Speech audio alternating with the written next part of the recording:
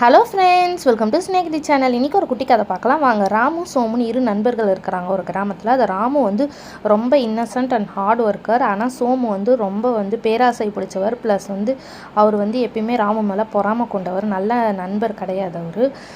இதெல்லாம் ராமுக்கு தெரியாது. இருந்தாலுமே ரெண்டு பேருமே நல்ல நண்பர்கள்னு சொல்லிட்டு ஊருக்குள்ளே இருக்காங்க. ஸோ ஒரு நாள் ராமு என்ன நினைக்கிறாருன்னா சீட்ஸ்லாம் வச்சுக்கிட்டு அவருடைய லேண்டுக்கு எடுத்துகிட்டு போய் போட்டு பூச்செடி வர வைக்கணும்னு நினச்சி ஒரு கோணியில் அந்த சீட்ஸை வச்சுட்டு சைக்கிள் எடுத்துகிட்டு போகிறாரு. அதை பார்த்த சோமு ராமுக்கே தெரியாமல் 2 ஹோல்ஸ் போட்டு விட்டுறாரு. அந்த கோணியில் அந்த 2 ஹோல்ஸ் என்ன ஆகுதுன்னா ரோட்டில் இவர் போகிறாரு.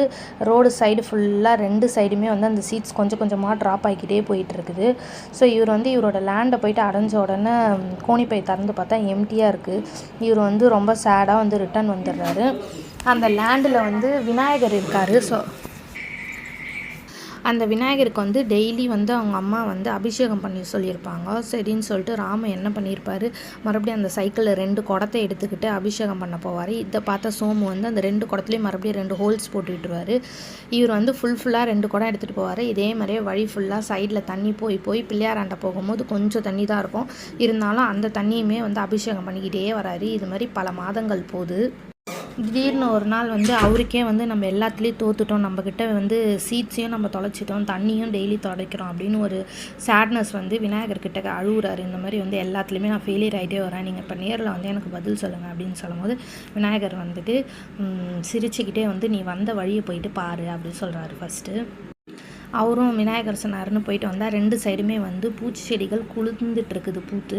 ஸோ அதை விநாயகர்கிட்ட சொல்கிறார், நான் வந்த வழி ஃபுல்லாக 2 சைடுமே பூச்செடிகள் குளிர்ந்துருக்குன்னா உடனே விநாயகர் சொல்கிறாரு, இந்த செடிகள் எல்லாம் உன்னுடையது, உன்னோட உழைப்பு இது அப்படின்னு சொல்கிறாரு.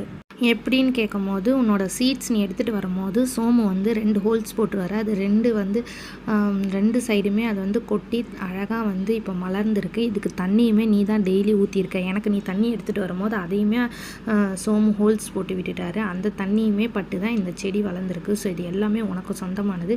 இதை விற்று நீ வியாபாரம் பண்ணு, உனக்கு வெற்றி நிச்சயம் அப்படின்னு சொல்லிட்டு அனுப்பிடுவார் அவனை.